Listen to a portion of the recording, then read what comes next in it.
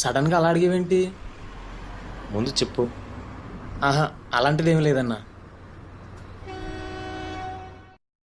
అయినా సరదాగా తిరగడానికి ప్రేమిస్తే తప్పు, కానీ పెళ్లి చేసుకోవడానికి ప్రేమిస్తే తప్పేముంటుంది?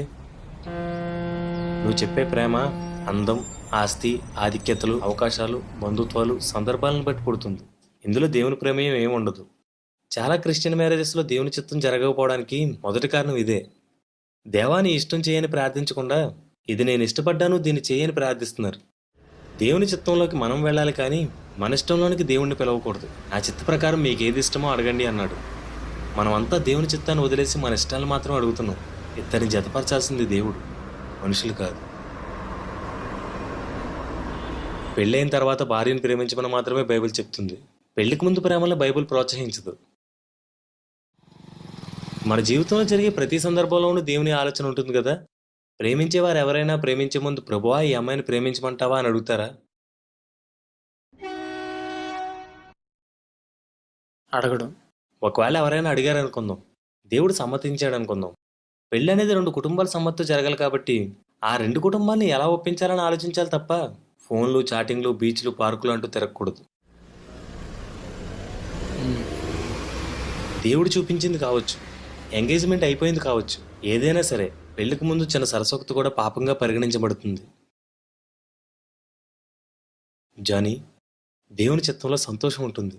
కొన్నిసార్లు మనుషుల ఇష్టాల్లో కూడా సంతోషం ఉండొచ్చు. కానీ దేవుని చిత్తం జరిగితే నా జీవితంలో దేవుని చిత్తం జరిగిందనే సంతృప్తి ఉంటుంది.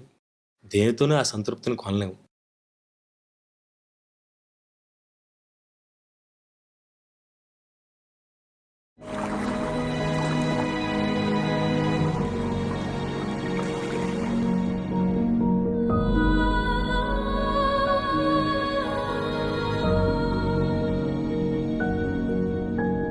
ప్రేమించే ముందు నిన్ను అడగలేదు, ఇప్పుడు ప్రార్థిస్తే అది నీ చిత్తం కాదని చెప్పావు. ఇప్పుడు నాకు బాధగా ఉంది. నా బాధకి కారణం నువ్వు కాదు ప్రభువా, నేనే. నా ఇష్టాన్ని కోరుకుని తప్పు చేశాను. ఆ తప్పే నన్ను బాధపెడుతుంది. నా తప్పుని నేనే దిద్దుకున్నాను.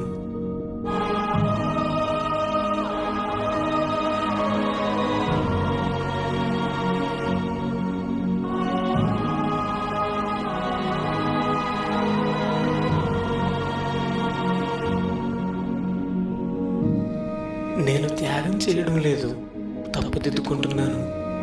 నా వివాహ విషయంలో నీ చిత్తానికి మొదటి ఆటంకం నేనేనని అర్థమైంది. నాకు ఏది కావాలో నాకంటే బాగా నీకే తెలుసు. నన్ను క్షమించి నీ ఇష్టాన్ని నా జీవితంలో జరిగించు.